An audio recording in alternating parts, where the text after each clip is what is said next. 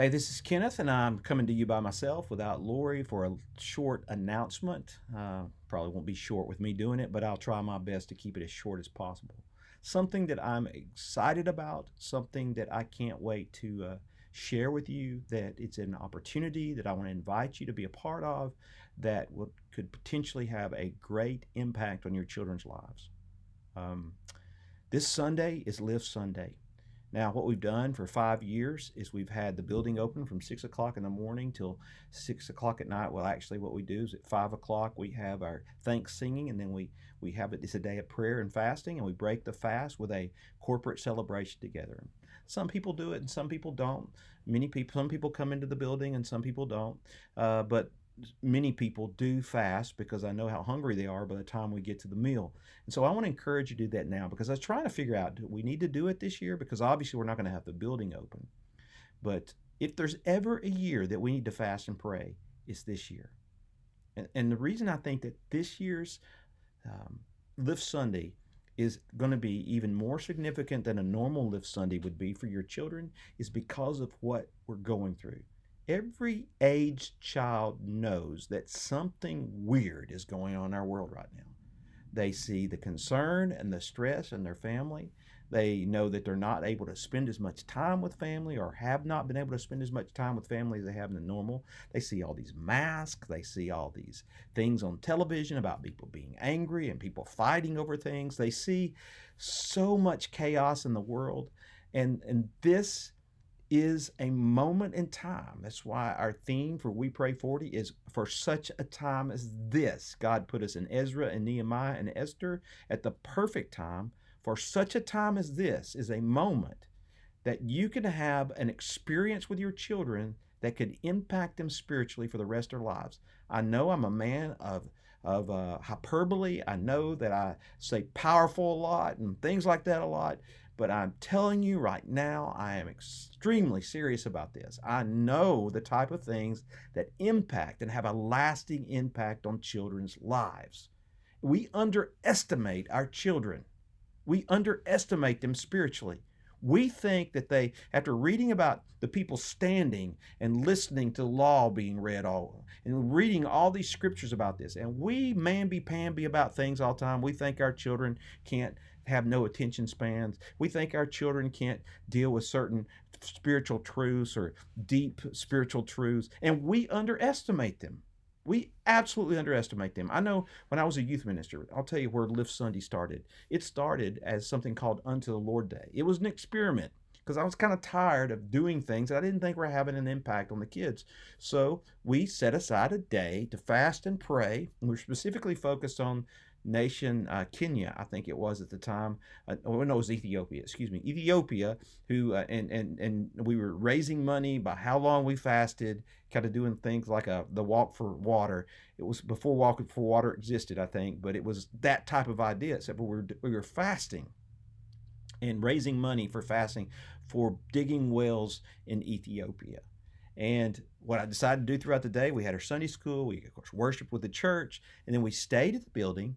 We had this cool youth room and this cool basement area that we spent time in. And so we watched Christian films about certain subjects that were very important. We watched Christian videos. I had classes. We had serious Bible studies. We sang and praised God a lot. Had a lot of confession and prayer. Just a wonderful time together, and a mighty moment in our lives. And so we, as we were doing that, we then ended the fast with a pizza party that night.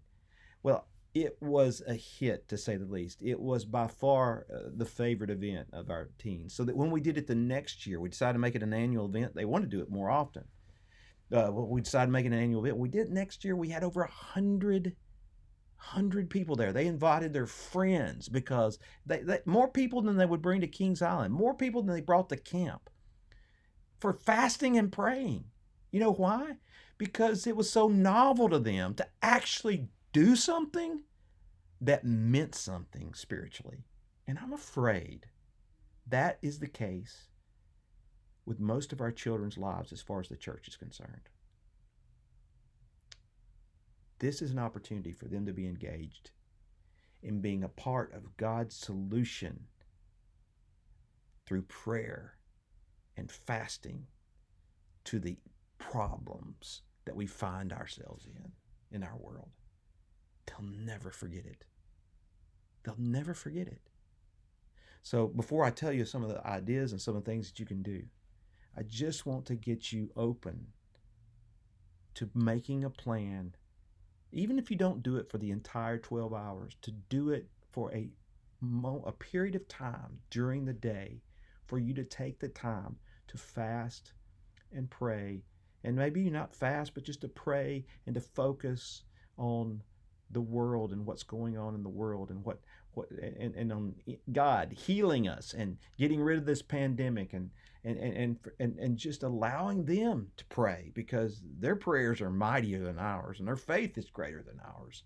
But to have those moments together, because as we started out this whole legacy idea, talk about it when you sit at home, when you walk along the road, when you lie down, when you get up. This is the Shema, to love God, to love our neighbor. These are the things that God calls us to do. And it doesn't matter what kind of grades your kids make when eternity's over with. I know I'm getting in trouble. It doesn't matter whether or not your kid makes the beta club or not, or whether or not your kid makes the travel ball team. When it's all said and done, that stuff's not going to matter. But you have one period of time to teach your children, to raise them, to train them, to believe in the almighty, omnipotent, omniscient, omnipresent God. And on Sunday, you have an opportunity. Yeah, I'm passionate about it, okay? On Sunday, you have an opportunity to do something more. I don't know what you normally do on Sunday. I mean, maybe you go sleep in. Maybe you go to church. That's great. Maybe you're going to go to a playground. Maybe you're going to play on the farm. Maybe you're going to go hunting.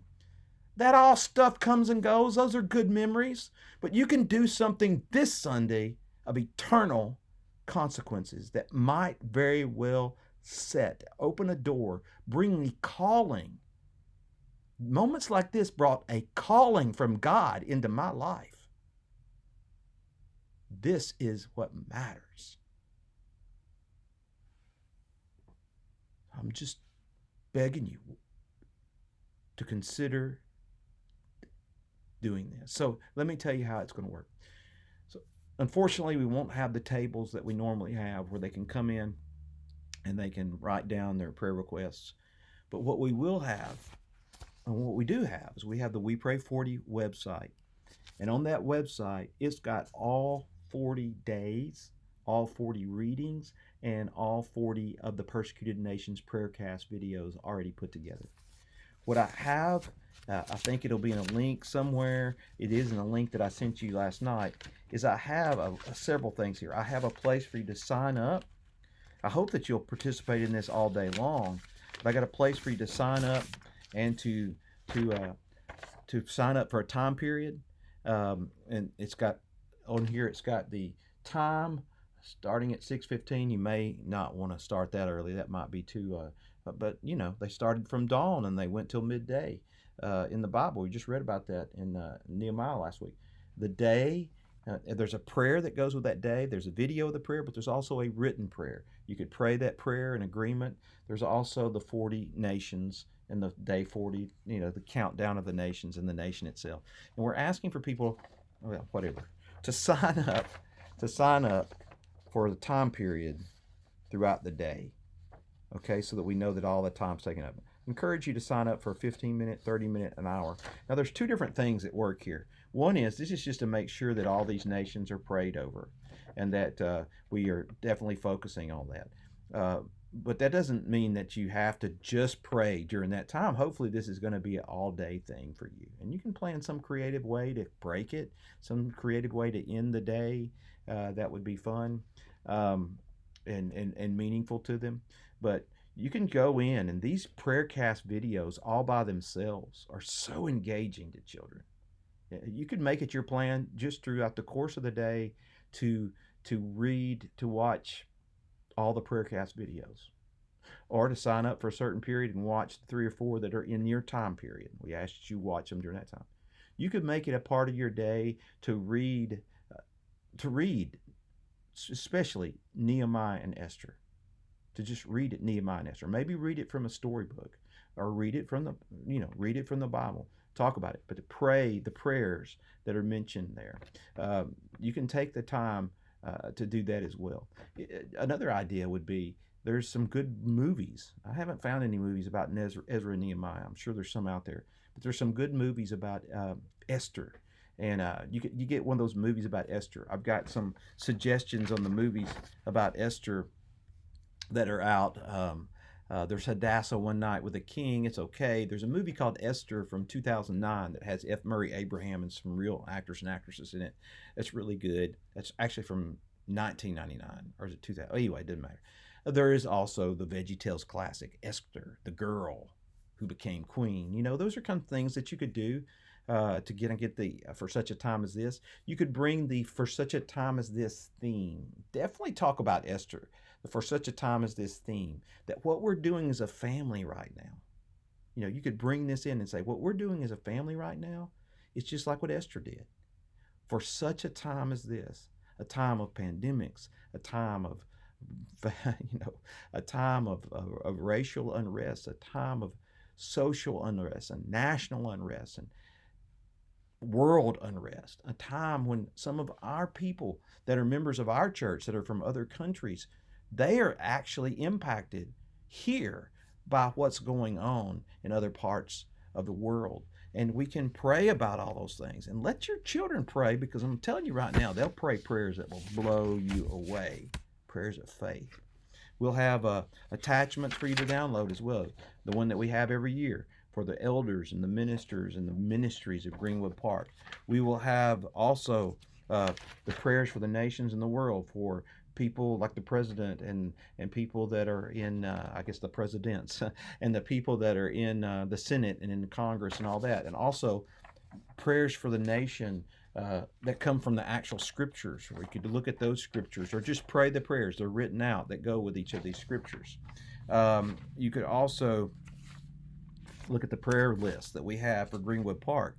It's a great time to download the attachments and have some classes where you talk about the different names of God and let them just discuss it and say, what does it mean when it says God will provide, or that God's omnipotent, that he's all powerful? What's all powerful means? How does that impact us right now in what we're going through? What does it mean to have an or an omniscient God who's all knowing?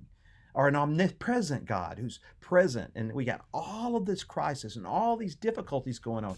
What does that mean for him to be here? I'm telling you, it's a great opportunity, a great day to just take it. Even if you just take a couple of hours, and maybe that's fine. Just take a couple of hours. But I think you might find it.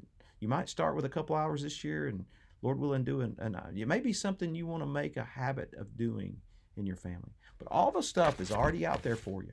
If you don't feel comfortable, or you don't know you don't feel like you can lead a devotional, you go to that wepray40.com and you go to each day, and there is a video with a prayer, and there's a written prayer that you can pray, and there's also the prayer for the nations. So what I'm asking you to do is I'm asking you to prayerfully consider at least setting aside a block of time on Sunday for you as a family to focus on God and what God's doing, and this for such a time as this moment. It's for such a time as this whole pandemic thing is putting us together more as a family. Oh, I hope and I pray that you're taking advantage of this time, because your children need hope right now, and only God gives it to them. Your children need peace right now. They need joy right now. There's a lot of depression. There's a lot of heartache. This is a time for them to be introduced to God. If there's anything good coming out of this, that's it. And you have this chance to do that. So I hope that you'll do it. I'm sure there's other things that I have not mentioned that I could think of. I've got some notes here that I haven't even looked at. So take advantage of it. Go to the website. Read through Esther and Nehemiah. Pray over the prayers, the attachments. Watch a movie. But take some time to set aside some time to sign up for one of those time periods as a family. That's another cool thing. One of the cool things about that, you might do it as a family, but when you go to this sheet, let them see you're signing up. Okay, we're making the commitment that we're going to pray from 1 to 1:30, and we're going to pray for Vietnam and Laos and Myanmar, and that's our part in this family of God called Greenwood Park.